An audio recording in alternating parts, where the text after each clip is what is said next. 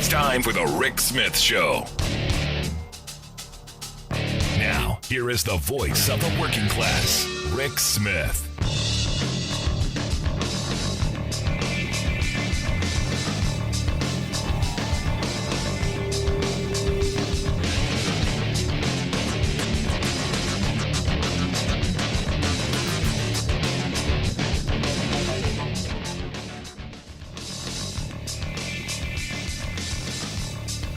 And welcome, brothers, sisters, working class heroes. This is the Rick Smith Show. Thanks so much for being here. Today on the big program, lots to get to, lots to talk about. What an interesting kind of juxtaposition here. You've got this billionaire, the founder of this Patagonia company, basically just going, yep, giving the company away, giving the $3 billion company, just giving it away. Going to give it to a pair of trusts with the mandate that, well, all of their profits, about $100 million a year, go specifically to fighting climate change. You go, whoa, socially responsible businesses can't exist. You know, people who care about somebody else, the next generation, the future, a legacy. And this is what I've been saying about the very wealthy. You know, Bezos could have a legacy, really could. He could have a legacy of being the greatest human in the history of humanity. Using his wealth in a much more, well, useful way, other than shooting, phallic-looking rockets up into space. Could have a much bigger role in the future of humanity. I don't know, figuring out how to do some stuff around saving the planet, helping rebuild a prosperous working class so people have hope and opportunity and unite the country together. Yeah, no, it's just easier to shoot phallic things, well, into places. Yeah. Now, I take that because this is where I go, oh, there's hope. There is hope. There's some hope that maybe, humanity's not all ugly. And then I look at the reality of, the stories coming out today. And I've been spending a lot of time looking at the potential of a rail strike on Friday or a lockout. Don't know which way this is going. But rail service stopping across the country. And look, as someone who spends a lot of time in the rail yards, I know nobody who works in them is happy because they're overworked, they're underpaid, they're underappreciated, it's a tough, dangerous job. And you have the rail barons who are wildly, wildly profitable. And yet the jobs, they're not that great. It's not even, look, working people aren't asking to make a killing. They just want to make a living. They just want to make ends meet. They just want life to get better. They want opportunity. And what's interesting to me is I look at someone like Warren Buffett, who famously said, it's class warfare, and my class is winning. But we shouldn't be. Understanding that the vast majority of us support workers and support, an economy that works for all, and a tax code. Even Buffett talks about this. It's insane that he pays a lower tax rate than his secretary. But yet, here we are in this moment that, the Buffett investor class is winning this class war. And why is that? Well, because of just how easy it is to divide you and me and we in the working class. How easy it is to pit us against each other and create these fires of us, looking at our neighbors with a side eye. And I'm looking at the news reports. I'm looking at how it's being presented. I'm looking at what Republicans are proposing. And look, there are some Democrats who are quietly saying, maybe we should force those people not to go on strike, or just shove that contract that the Presidential Emergency Board proposed, shove that down their throat, just jam it right down their throat, make them, because hey, they have the power to do that. We're in this moment where we in the working class are they're throwing us propaganda. And that propaganda is to be angry at those employees, at those workers, the people we used to call frontline heroes, the people we used to call essential. You remember them? Yeah, I know you remember them. We're supposed to be angry at them because, well, what do they want? Now, mainstream media throwing out, the Presidential Emergency Board was going to give them a huge raise, 24% increase over the life of the contract. They're going to get $1,000 bonus. They're going to get all the issue's not money, man. The issue is not money here. The issue is, can you get a day off? And it comes back to that frame. An old Romanian guy I used to know. He always said, I came to this country so I could work to live. I came from a place where I lived to work. And that's a real important distinction. These people want to be able to work to live. They want to be able to, put a roof over their kid's head, put food on the table, opportunities for them, all that stuff. The things that we all want. The reason we all go to work. These folks, these engineers and these conductors, they don't get that. They don't get days off. And I think this is where a real explanation has to happen in the working conditions of these folks. Because again, as I say, people unionize and people, bargain and strike and all that stuff over wages, hours, conditions. Conditions being, in this day right now, the most important part of all of these discussions. These are people who do not have a day off. Nothing. You go, but Rick, they're we need them on the job. Yeah, we do. And if they're sick and if they die, we don't have them either. This is one of those things where understanding their conditions. Walk with me, if you will, because I actually know a little bit about this. I was on call myself for 11 years. But we had, after so many days, you had time off. They don't get any guaranteed time off. So 30 days a month, 12 months a year, 365 days in that year, they're waiting for a phone to ring, whether it's at home or in a hotel 1,000 miles from home. They're waiting for that phone. And this is what the rail industry has built their profitability on the lives of people who are sacrificing so that their kids and their future can be better. And I don't think you should have to sacrifice one for the other, especially in this day of technological advance. Now understand, like I said, I spend a lot of time in rail yards. Antiquated equipment. The technology, when you talk to these people, the technology is years old. In this day and age, you really want me to believe that you can't schedule somebody within a couple of hour block? And as profitable as the rail system is, you can't absorb that minor cost so that people can have lives, so that people can plan to go to their kids' soccer game once in a while, so people can go to their kids' weddings at some point, a doctor appointment, any of that. This is what this is about. This is about dignity. This is about life-work balance. Don't be distracted by, they're just greedy. It's not about the greed.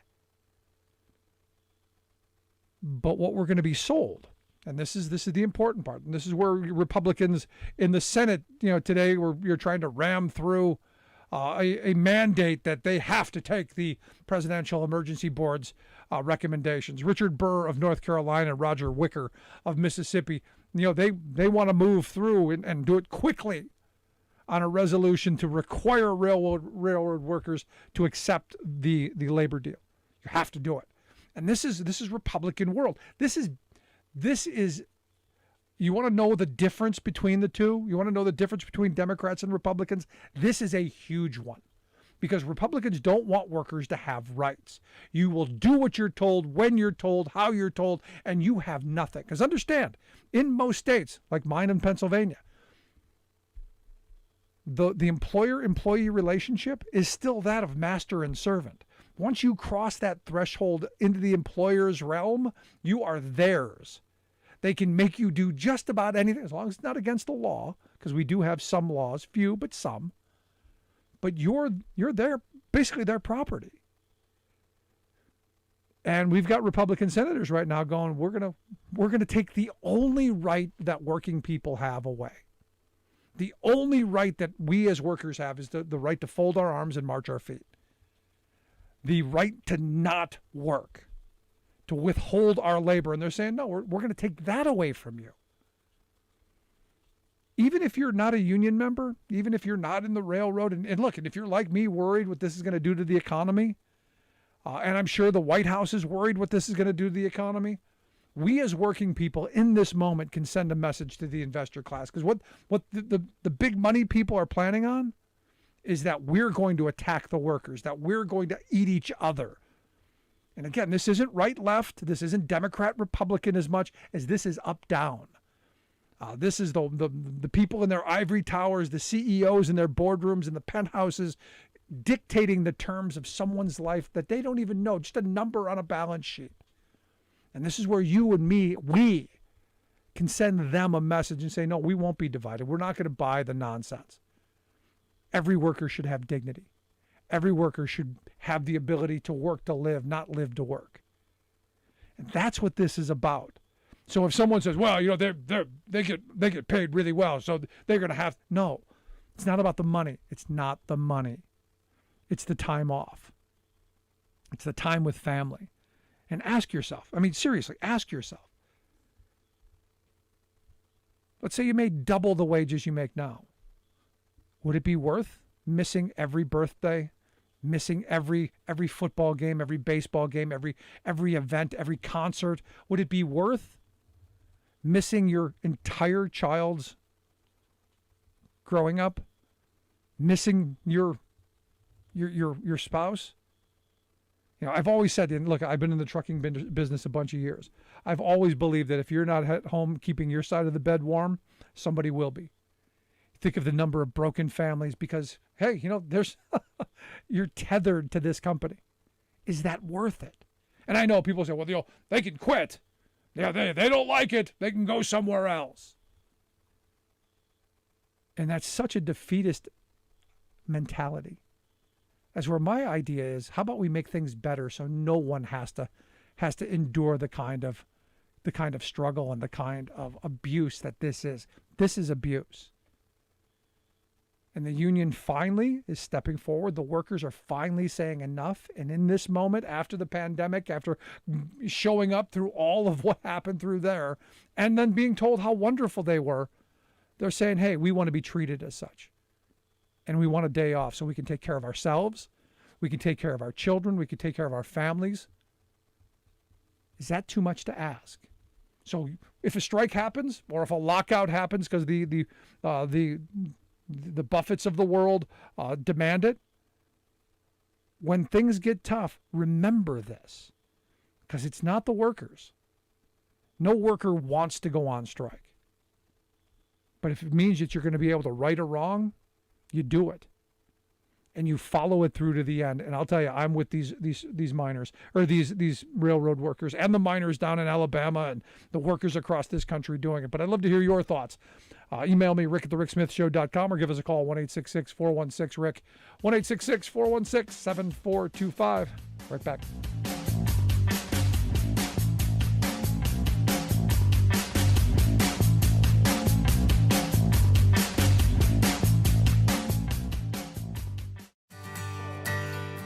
From the steel mills of Pennsylvania, to the auto factories of Michigan, to the modern makers movement, manufacturing makes our nation great. I'm Scott Paul, president of the Alliance for American Manufacturing. We bring business and labor together to advocate for policies that everyone can agree on. Together, we can strengthen manufacturing and create good-paying American jobs. Help us keep it made in America.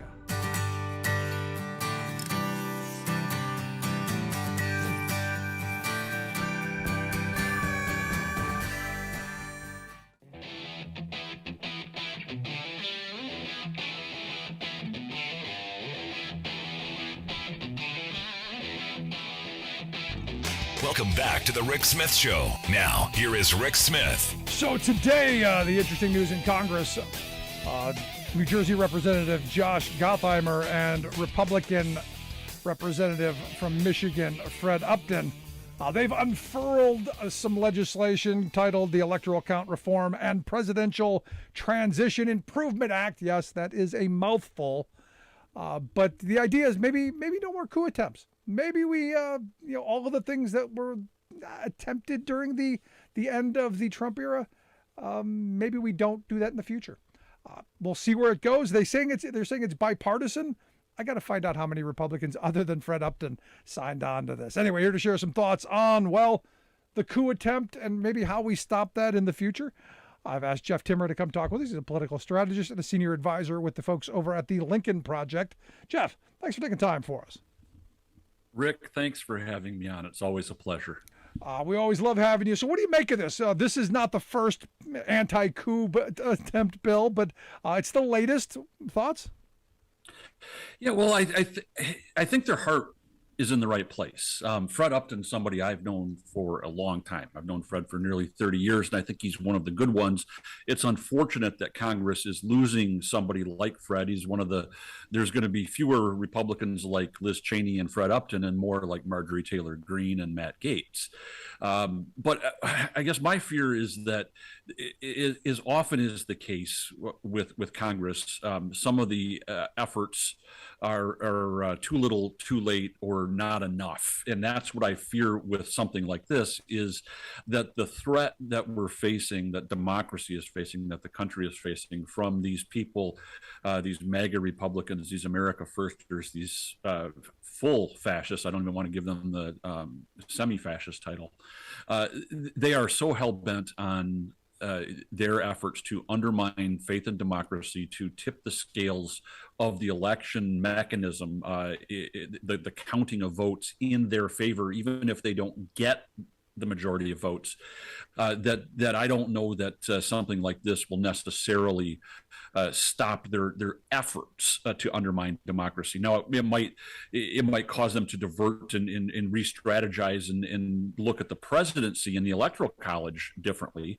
but it's not going to stop the demons that they've let out, that have been unleashed since 2020, that are working their way into the precinct level of the way elections are run. And that's something that we've been seeing across the country, is getting people implanted, embedded into these, right down to the precinct level where the people go in to vote, getting these MAGA election deniers, these people who have said they will, their loyalty is to Donald Trump, not the oath that they take, or the rule of law, or the Constitution, or anything.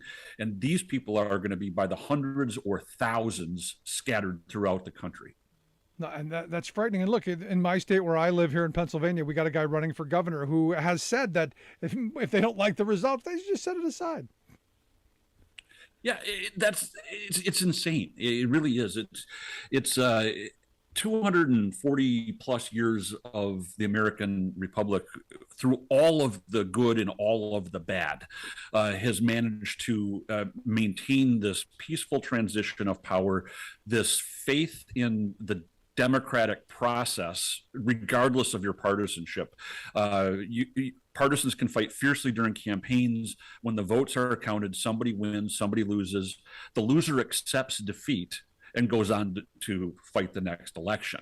That's what's always happened until 2020, when we had the first violent transfer of power and the first denial of the outcome of the election. And now that has become commonplace, and we're going to see it in 2022, and we'll see it in 2024. Yeah, I had a Republican friend say that this is the result of 20 years of participation trophies, and because there are no losers anymore. So the Republicans who lose, Trump lost. It's that simple. That they won't admit it. They won't fess up to it. And there's no, and the poor sports. I mean, this is 20 years of poor sportsmanship come to a head. He was what he was saying. Yeah, well, there's a divide within the Republican Party. There's a small group of people who believe the nonsense, who actually believe the talking points about the election was stolen, that there was fraud, and Donald Trump is the legitimately elected president. That's a small number. Most of the people know that it's all insane, it's all a lie, that it's all made up to placate the base, to fuel the outrage that we've seen, that keeps them motivated to punch above their weight when it comes to turnout in elections. And I think those people are even worse than the crazy ones who believe it, because they're cynically manipulating the process to maintain their own power. They're risking the entire American experiment as a result of it. It really is. It took one election. They say democracy is only as safe as the next election. Well, we saw how close we came in 2020. I know how close we are in 2022, and I fear for 2024. No, it's an excellent point you make. There's one thing about being a true believer and believing that you're fighting the good fight, and there's another thing of you just sold your soul for a couple of pennies. And for the power that comes along with abusing that. I see where you're going, but my problem is, I used to believe that there were good Republicans left, and that there was the soul of the Republican Party that was still there. But I'm looking at these election results where these crazy people are running for Secretary of State, and they got it through the primaries. There were election deniers have gotten through the primaries. You got the governor's race. What was it, New Hampshire? Now it got a crazy guy. Mm-hmm. I would love to believe that there are still good, decent, honest, hardworking conservatives who believe in those principles of the Eisenhower, even Reagan era. I'm just struggling to see the results, Jeff. Yeah, well, they don't.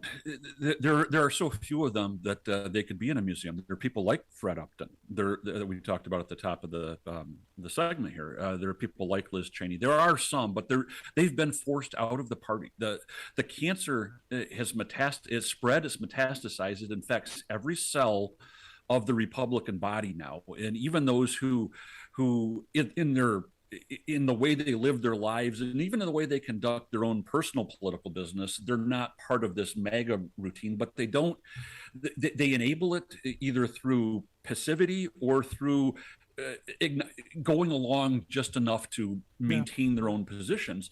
And that has the same effect of being, full. They might as well have been there on January 6th, those people that go along with it, because they are corrupting and corroding the faith, the shared faith in democracy. And it only works if we all, at the end of the day, no matter what we believe, what our ideology is, what our policy differences are, what our value differences are, if the one shared things that Americans have is that we accept the results of our elections, and if we stop doing that, the whole experiment is over. It all falls apart. I'm with you there. You're listening to the Rick Smith Show here with Jeff Timmer, political strategist, senior advisor with the Lincoln Project. Make sure you check out his podcast as well. He's the co-host of the A Republic podcast. We'll get links out on social media. You can take a look at that. Now, what's interesting is you bring up a point that I agree with you 100% on. It's about the sanctity of the ballot box. If we can't accept that, the results that come out of the voice of we the people, we've got nothing. But again, you've got people who are saying, but Jeff, it was stolen. The election was stolen. They ripped it. They robbed us. And yet what's interesting to me is the very people who are pointing their finger saying they stole it are the very people who are trying. And I looked at this story coming out of Albany, New York, where you've got this Republican county board elections commissioner from, Rensselaer County, who looked like he was going to be stuffing ballots. He had absentee ballots and used information from 8 voters without their permission. Is that not a problem? It's a problem, and so many of. First of all, there's so little actual fraud that happens in our elections, but anecdotally, all the fraud that we seem to have since the 2020 election and since seems to be these cases of these MAGA Republican Donald Trump lovers committing the fraud. I have yet to find a story about somebody who wasn't filling out their dead wife's ballot so that Donald Trump could get the extra vote, or like this guy in New York. And it really is, it's a case where you have a group of arsonists running around saying, look, everybody, there's fires everywhere. We need more firefighters. firefighters. We need to do more things to stop the spread of the fires as we're running around setting the fires. And so we have the arsonists are the ones screaming about the fires. And that's what the Republicans are doing with election integrity, election fraud, all these bills to restore the public's faith in elections. The only reason the public doesn't have faith in the elections is because of the Republicans and their nonstop propaganda about that is all lies about the 2020 election. Yeah, no, I'm right there with you. So I guess the last line of question then goes: is there anything we can do about this? I mean, there have been stories. I mean, yesterday the story of Lindell, the pillow guy, got stopped at a Hardee's, and the FBI took his cell phone because there's some investigations going on. In fact, my favorite line of all of today was the FBI may have more cell phones than Verizon, as they've got my Congressman Scott Perry's cell phone, they've got Rudy Giuliani's phone, they've got Lindell's, they've got this Boris Epstein, Mike Roman, they've got a whole bunch of these people's cell phones because they were recording their treason. I think I find it interesting. Enter promo code MyPrison. The way to combat this is, one, there needs to be accountability. The people, there has to be a penalty. Even though the coup didn't work, it was a deliberate attempt. It was a conspiracy to overthrow a fair democratic election. There needs to be accountability. That's first. But the thing we have to remember, and all your listeners and viewers need to know, is there are more of us than there are of them. There might seem like a lot of them, but it is not half the country. It's not half the country believes this. They are a small, squealing minority who are making noise above the size of their contribution to the electorate. But the danger is that they wear us down with their crazy. It's nonstop. It goes 24/7. They don't need to sleep. Sane people get weary of this. They're just out living their lives, trying to make. They don't live and breathe politics the way that we might. But people need to vote. They need to know their vote matters. They need to get involved. Give $5, $10, whatever you can afford to a candidate that's going to protect democracy. I'll tell this as a former Republican. If you're a Republican, you need to vote for a Democrat. There are no Republicans who are going to protect democracy. You need to put your country above the party. No, I mean, we're in one of those moments. Look, I used to have a lot of Republicans that I would have conversations with, and we had good-spirited conversations because I think we all wanted the same things. We just had different ideas on how you get to those places.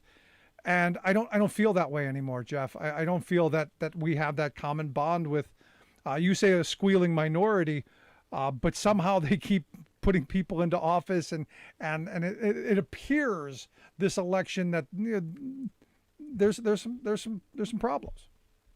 Oh, there's risk. There's risk that people like Doug Mastriano can win, become governor of Pennsylvania, that Tudor Dixon can get elected governor of Michigan, that Kerry Lake can get elected governor of Arizona. That's the risk. And I think we need to be alarmed. We need to be out there saying in these next 56 days, everybody worry. Vote early. If you're in an early vote state, if you can vote absentee or by mail, get your vote in. Make sure your family and friends vote. Convince them what's at stake here. It's not hyperbolic to say that democracy is hanging by a thread, and this is the most important election, certainly the most important midterm election that we've had in this country. No, and I throw this out to people. I just had a guy tell me, well, I vote in every presidential election. I go, yeah, that's great. These are the really important ones. These are the ones that affect your life more directly than even the presidential election. This is the one you should be voting in. The midterms, the off-year elections, those are just as important. Voting is not a bystander sport. You got to get. Democracy is not a spectator sport. You got to get in there and participate. Yep, we get the government we deserve, and so we need to get out there, put an emphasis on what we want. Good stuff. Jeff, I appreciate the time. Always good to talk with you. Thank you, Rick. Good stuff. Jeff Timmer. Make sure you check out his podcast, A Republic Podcast. We'll get links out on social media how you can do that. Going to take a quick break. Right back with your thoughts. 1-866-416-RICK. 1-866-416-7425. This is The Rick Smith Show, where working people come to talk.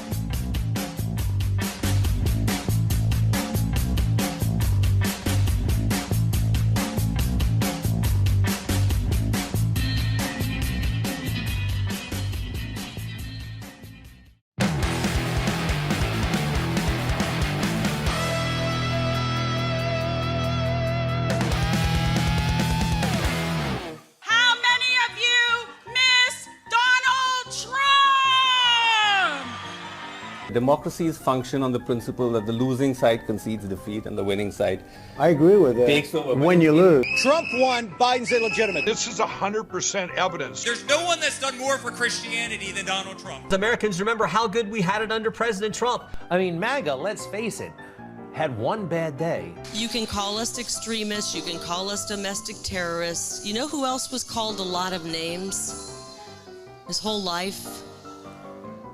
Jesus. In Washington, D.C., the problem is there's not enough of me.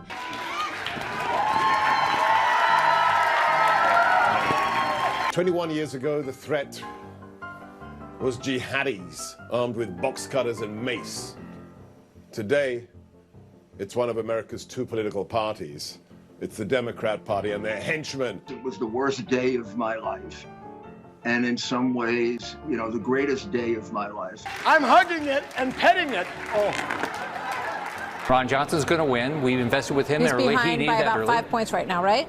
Yeah. Everybody says you're going to lose, but you don't lose. You're going to win. That's what they always say. You're going to be fine. All right? It's the gay, porno, abortion, feminist, diabolic empire. That's what America stands for. Your critics say it wasn't appropriate to call out a man who just suffered a stroke for your campaign to question his eating habits. I'm just clarifying you stand by with the campaign statements. Yes. I have not yet begun to fight. Here we go. Let's get loud. Let's get loud. Turn the music up. Let's do it. Come on, people. Let's get loud. Let's get loud. Turn the music up to hear that sound. Let's get loud. Let's get loud. Ain't nobody. Welcome back to the Rick Smith Show. Now, here is Rick Smith. So on Monday, we had Tom Hartman, the radio host on the program, talking about his new book that's come out. And he made a comment one comment that got the most attention, especially from my MAGA hat wearing friends. He said that, you look at states like Wyoming and Montana and some of those western states that at one point had been blue, but during the Reagan era forward, people bought talk radio. And those states have become solidly, not just red, but really kind of crazy red. And he said, basically, look, it's because of this. And boy, the hat folks, really unhappy. And the reality is that's what happened. They started talking to people, presenting what Trump would call the alternative realities. And now they live in their whole other world with their own media that spews nonsense. For instance, I think right now the Biden administration is absolutely killing it. But if you look at what our news media is throwing out at us, it's all bad. And this is why we need local media. We need local control of media. And we need, people who are going to actually tell the truth. And that's why I've asked my next guest, Tara McGowan, to come talk with us. She's the co-founder of Courier Newsroom. There are folks across states across the country doing just that, some local reporting. Tara, thanks for taking time for us. Thanks so much for having me, Rick. It's great to be here. So, I want to start with this point that Hartman made, and I absolutely agree with. In fact, I've made it for a very long time, watched it happen, in lunchrooms that I've been in over the years. We used to have information, and that information was widely trusted. And, the end of the fairness doctrine, you end up having these moneyed interests on the extreme right presenting and talking to people with information that, little sketchy in my view. That's right. It's, information and good information, factual information is the lifeblood of democracy. And what we have seen is an increasing deployment of misinformation and disinformation and straight up lies by right-wing media in this country, whether it's on talk radio, whether it's online, through pink slime fake news sites that have popped up all over this country that use AI-driven content to be able to manipulate and sow confusion in folks. And it's had real-world impacts. We've seen that in everything from The lack of adoption and mistrust in the vaccines during the pandemic, which over-indexed in Republican-led states in this country, as did deaths from the pandemic, to, of course, what we saw as the siege in the Capitol, all from folks that believed and were mobilized around a very, very big lie that had no evidence to back it up. So this is it's a real crisis in this country and around the world today. But if you judge, what I read in the mainstream corporate controlled media, and especially in the right-wing echo chamber, which more and more they seem to be, kind of in the same world now. You would think everything's horrible. The sky's falling, the end of humanity. The sliced bread that was wonderful is now moldy. You would think it was horrible, and yet, I'm looking at the fact that we're talking about reshoring manufacturing. We're rebuilding our infrastructure. We're talking about creating good family-sustaining jobs. There's so much in this moment to be excited about, and yet all that keeps being led with is, division and hatred. That's right. And there's a lot of layers to this problem too. I don't want to reduce it to the right-wing media, and the disinformation machine is a huge problem and a culprit. But to your point, mainstream media and traditional media outlets are not doing their jobs anymore. They have business model incentives that have them focusing on people who already want good information and news, and who are more elite and coastal, and at the real detriment of reaching the mass public in this country. They're not evolving their models to reach people where they get their information, which is predominantly online and on social media, for better and for worse. And they're focused on people who are paying consumers. And so that's also added to the information gap and crisis in this country, is that people live in real good information deserts, but they don't live in information deserts because everyone, for the most part, has access in some way or another to the internet. And that's where information moves the most readily and the fastest. And that's also the biggest difference, right, in our society today, is that we no longer have a centralized media. We no longer have a few trusted channels and voices that everyone was getting their information from. Whether that information was biased or not, everyone was relying on the same local evening news television anchors or newspapers of record to get their information. And with the internet and social media, everybody picks and chooses or passively takes in what is fed to them through algorithms.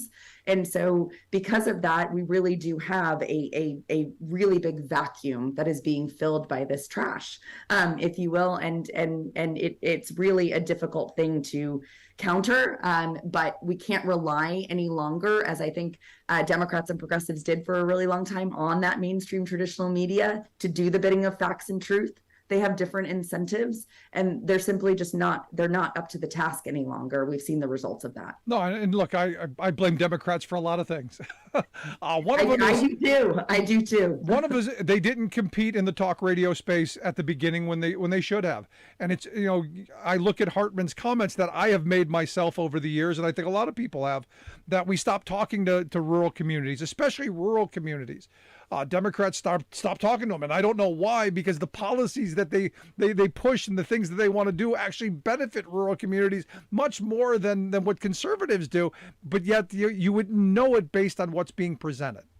That's right. And where the right has an agenda and an incentive, right? They don't want people to have that information about what government is doing good for you and your family and your community if that government is led by Democrats. The other side, the media that doesn't have a bias towards one or the other or claims not to, they have an incentive to keep things controversial or to stoke controversy. They don't have an incentive to talk about what government does well because it doesn't drive clicks or traffic. It doesn't drive controversy. That's part of the problem. Like, we need a media that is incentivized by the good of providing good information to people, so we have an informed, participating electorate and strong democracy in this country, to be incentivized because of those reasons to talk about the good that government is doing when it does good. It doesn't mean being in their bag. It doesn't mean to be in their corner or be their puppet. It's getting the facts across, because when government does good things like this administration has done, like Democrats in the Senate have done by passing the Inflation Reduction Act, passing the CHIPS Act, passing the American Rescue Plan that saved small businesses across this country and put shots in millions of people's arms, that is information that is empowering. People need that information, and they're getting so much disinformation or lack of this information because there aren't more models and more news organizations really prioritizing it. No, you're absolutely right. You're listening to the Rick Smith Show with Tara McGowan, co-founder of Career Newsroom. Make sure you check out their website, careernewsroom.com, and all of the states that have newsrooms, like our state here in Pennsylvania, the Keystone. When we do our tour here in October, we'll be leaning on a number of those newsrooms across states like Wisconsin's Up North News, the Gander in Michigan, and also the Starting Line out in Iowa. Looking forward to dealing with those folks. Now, you were the big signing yesterday of the Inflation Reduction Act. You were there, right? I was very fortunate to be invited to the White House celebration because of the work that I and so many of my team members and colleagues and friends did to get Joe Biden into office by spreading good information and factual information about Trump and his administration's failures and corruption in the lead up to the 2020 election. So it was a really wonderful moment to just pause and reflect. No one got to celebrate that enormous feat and victory when it happened because of the pandemic, and so it was a lovely thing for the White House to do for everyone who helped make that happen, and to celebrate it for everyone across the country who really made it happen by showing up to vote. Yeah, now I look at this piece of legislation as something very important. It's going to set us in a direction to deal with a little bit. Now, it's never enough. I wanted much bigger, much chunkier, much more visionary, but we got what you can get. And this is moving us to deal with climate. And I look at this administration. Like I said, we're bringing back manufacturing, and more factory starts than I can remember in any time in my life. And yet, I go back to the Trump years. He talked a lot about infrastructure week every week. We got cute pictures of him driving trucks and playing with toys. He talked about reshoring manufacturing. Did a lot of talking, a lot of talking, a lot of tweeting, a lot of talking, not a lot of policy making or action. And here we are, the guy who's struggling to really talk, doing the work that needs to be done. And for me, that's what I want. I want a guy who's not going to say a lot, but is going to get things done. And I think we're in a moment, Tara. We're at kind of a crossroads moment. Do we want to go back to talking about doing something, or do we want to actually do it? And I think this is an important moment. Yeah, government has to do things for people to believe in and trust government and to participate in our democracy. And that's what this administration does. They have gotten more done than any administration in my lifetime. And it's been under 2 years. And the American people need to know that. And they need to know what it means for them, not just how it got there, the sausage making process, the votes, et cetera. And they need to know who voted for these measures that are going to better their lives and who didn't. Not one single Republican voted for the Inflation Reduction Act. The Inflation Reduction Act, the most historic climate change legislation we've had in this country. It's going to bring down the costs of prescription drugs in this country, and it's paid for by taxing wealthy corporations. This is what the American people want. The Biden administration and Democrats have delivered on it, and now that information needs to get to the American people. And that's exactly why we started Career Newsroom, because the media is not doing its job. No, and this is, again, one of these moments where I think there needs to be much more attention spent on what this administration is actually doing, other than the hyperbole we get out of the right wing that the sky is falling, it's the end of the world.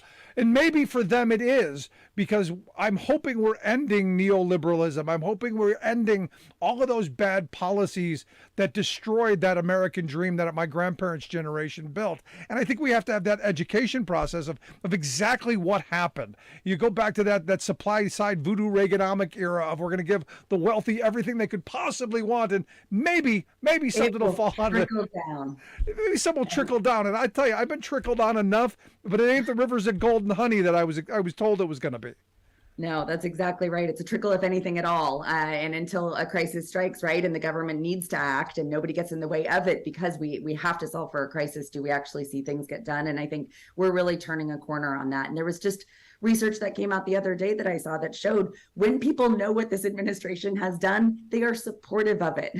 It is when they don't access that information. It's when they're hearing lies, when they're hearing ideological driven narratives by the right that are just there to try to put Biden and Democrats down to be able to win elections on the right. And look what their alternative they're presenting. We have extremists running the Republican Party in this country, people who want to take away the rights of millions of women and families, obstruct measures that are going to put money in people's pockets and jobs in people's communities, that's going to save this planet. from the crisis that we're already witnessing. It's just, the contrast is so unbelievably stark. It's no longer hyperbole. We're living through witnessing and experiencing what they want to take away and what their agenda is on the extreme right. And then we have an administration and Democrats in Congress that are actually doing something for the American people. So we no longer have to talk about the visions or the platforms and how they're different. It's actually the actions, not the words. Yeah, and for those people who go, wow, they're all the same. No, they're not all the same. They're not. The thing that's always amazed me is I have Republican friends who vote for politicians who tell them that government is bad, government can't do anything, government's broken, and then they elect them to prove that, yeah, we can break government, we can not do anything, we can gridlock, we can do all of this stuff, and then we can allow the wealthy to come in, swoop up, and, well, cash in. That's right. That's right. And I mean, that is the surest and fastest way to authoritarianism in this country and fascism in this country is if we stop believing in embettering our government and our institutions and we let bad actors take the reins and we trust only them and listen to only them. And that is exactly the agenda of the extreme right in this country. That is what they want. And that is what they are confusing and lying to and manipulating so many people in this country to believe is that they're going to do right by them when really all they're looking for is unfettered control and not to do anything good with it. Yeah, and this is where messaging is so important and good information. The kind of work that you're doing, I think, is so important. So you talked a moment ago, and I swear I kind of want to finish up with this. You talked a moment ago about business models. And, when you think about, messaging, you think about media, you think about information, in news, you're not thinking about the business part of this. And I think that's an important, as you're filtering through what's being presented, I think that's a huge part of it, isn't it?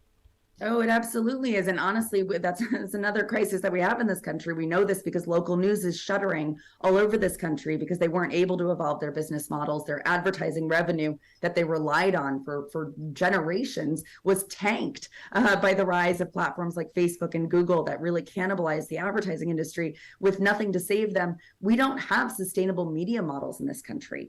We don't have government-funded media at scale the way other countries do. We need to find more diversified, sustainable models. We need people to invest in good information and journalism for it to exist.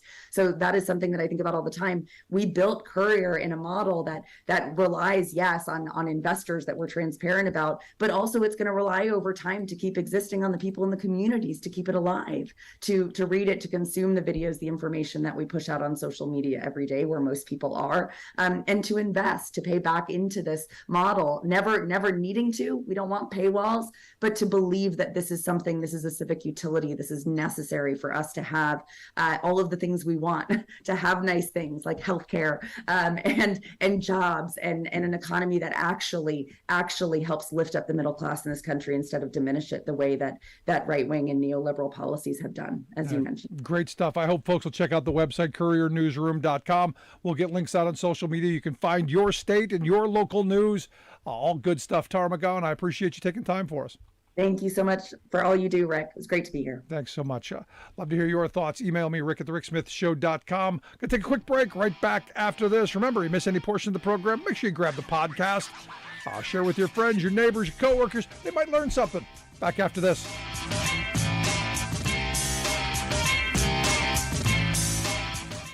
I took 2 years of electric in high school, and I was the only girl in the class there. Here, I'm the only girl as far as installers go. I'm a single mom, too.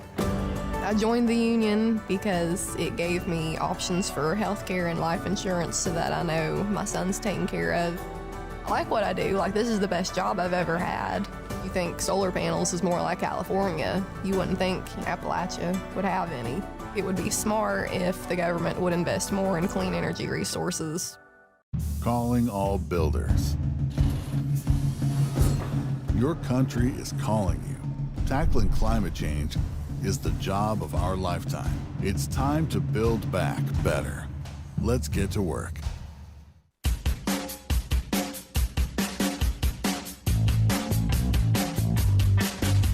Welcome back to The Rick Smith Show. Check out the website, thericksmithshow.com. So I got this email, and it's one of these things that it's quite remarkable. So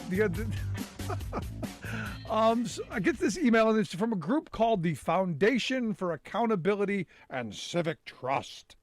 They're the fact people. And I love the Orwellian kind of, we're the fact people. And the kind of tone deafness that this email kind of threw at me. because here in Pennsylvania, there's a Senate race going on between John Fetterman, the Democratic lieutenant governor, and the TV,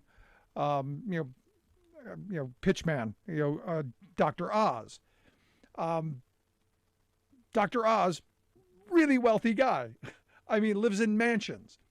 In fact, was asked, how many houses he had. He said like 2. He had 10. Mansions, big places, millions of dollars. John Fetterman lives in one of the poorer communities in this state, in Braddock, Pennsylvania, and went there, became mayor, did all kind of incredible work to help poor people. I mean, the difference in personality and direction could not be greater. But the fact people, they're upset because evidently they're claiming that Fetterman didn't list his assets properly, because they claim he's got real estate assets, and that these assets he should have reported, and they listed them, and the addresses and stuff. And I don't know, I kind of have a problem with that a little bit, listing people's addresses. But when they put the assessed value of the properties, I'm like, really? This is what you're bickering over? Not the guy who's got the mansions that he didn't know about, but the most valuable asset that Lieutenant Governor Fetterman, property-wise, owns, is assessed at $41,500, all the way down to a property that's worth assessed value of $700. So most of them are in the $8,000-$10,000 range. And what it is he bought up property around his home and bought up property, I would assume, for at some point to do something, community wise, because that's where his mind is at. But they're claiming you had to claim this because these are massive assets. And you go, no, you claim real estate assets, if you're making money off of them, and they're not. These are just properties that he owns, and it's public record. It's not like it was anything nefarious. And this is one of those weird moments. They're trying to make a big deal out of, look how wealthy he is. He has all these properties. And I know this is a response to Oz's not knowing how many houses he has, or not telling people. It's kind of like Herschel Walker, not kind of coming up with a whole bunch of kids he didn't know he had, or didn't want anybody to know he had. This is one of those weird moments. It's the distraction. And I haven't seen any real hard reporting on this yet. I'm looking. There are a couple of reports, and maybe I think most people look at this the way I do. It's kind of ridiculous. But it's that juxtaposition of, I have people all the time who tell me, well, there's no difference between Democrats and Republicans. Oh, some Democrats and some Republicans, sure, there might not be. But overall, there's a massive difference. And while I have my problems with the Democratic Party, I have my problems with policies that they've moved, and we've talked about them on this program. In this moment, if you're a working person, I don't know how you look to the Republican Party for any help. I don't know how you look to them for policy that's going to move us in a direction that's going to be beneficial. And I think part of for me why we're embarking on this upcoming tour is to talk about the information that isn't getting out. The fact that we are heading on a path that I truly believe is going to help us restore that pride of the past, restore that opportunity of the past, that American dream of, working hard, playing by the rules, and yes, getting ahead. Now you go, but Rick, there are people who are doing that. Yeah, but I would argue not as broad-based as it once was. I think working people need a hand. For too long, policies have been, hey, whoever can think up the next scheme, whoever can use and abuse their workforce, they get ahead, they do well. But what about those people who are, punching the clock, working hard, playing by the rules? What about them? And for too long, we've had policymakers who have forgotten them. And this is why I think, and I've said this before, I think rural America is angry because they really viscerally, are the heart and soul of this country. These are people who get up and work hard. These are folks who, are on farms and in factory towns across the country who are giving it all. They're the blood, sweat, and tears, and they're struggling to make ends meet. And why is that? I say it comes back to policy. Good policy created that iconic middle class that we like to try and remember, that the folklore of that past. Good policy did that. Smart policy did that. Bad policy undid it. And these are the conversations we need to have, and this is the direction we need to be talking about. And I think Biden is undoing some of the bad policy of the past, and that's got some moneyed interests, not happy. Because they're used to having their hands firmly on the steering wheel, driving the car, so to speak, even if they're driving it into a ditch for us. I think we're heading in a right track. But one election cycle could undo it all. And Biden was right the other day when he said, look, reality is if Republicans take the House and Senate, it's going to be a long 2 years. Nothing is going to get done, because look at how much they were willing to do over these last 2 years. And then look at their agenda. Their agenda is nothing but tear things apart. But I'd love to hear your thoughts. By all means, email me, rick@thericksmithshow.com. I do answer all emails personally. Also, make sure you grab the podcast. Never miss a second. Share with your friends, coworkers, all that stuff. Thanks so much for being here. We'll see you back here next time.